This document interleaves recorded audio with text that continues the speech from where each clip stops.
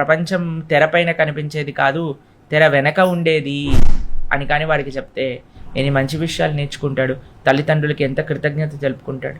అందుకే మన చాణక్యుడు ఒక ప్రిన్సిపల్ చెప్తారండి, ఫస్ట్ 5 years పిల్లల్ని గారాబంగా పెంచాలట.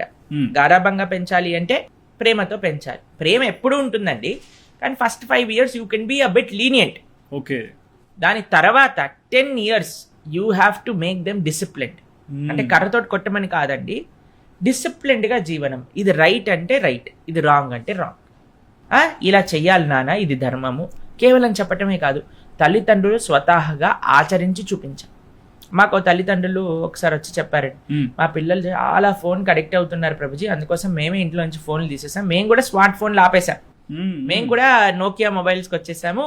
ఇప్పుడు ఎలా ఉందమ్మా అంటే బ్రహ్మాండంగా ఉంది, ఫోనే లేకపోతే వాడు ఏం యూజ్ చేస్తాడు ప్రభుజీ, వాడి కోసం మేము ఆ సాక్రిఫైస్ చేసాము అని అన్నారు. అలా తల్లిదండ్రులు ప్రవచనం చెప్పటమే కాదండి, జస్ట్ ఏదో లెక్చర్ ఇచ్చి ఇది కరెక్ట్ ఇది రాంగ్ అని చెప్పటం కాదండి. You have to live what you are saying. అప్పుడు పిల్లలు కూడా ఆచరించే ప్రయత్నం చేస్తారు. ఎప్పుడు నెక్స్ట్ 10 years. దాని తర్వాత ప్రాప్తవత్ షోడశే వర్షే, 16 సంవత్సరాలు వచ్చాక పిల్లల్ని మన ఫ్రెండ్స్గా చూడాలట చాణక్యుడు చెప్తారు.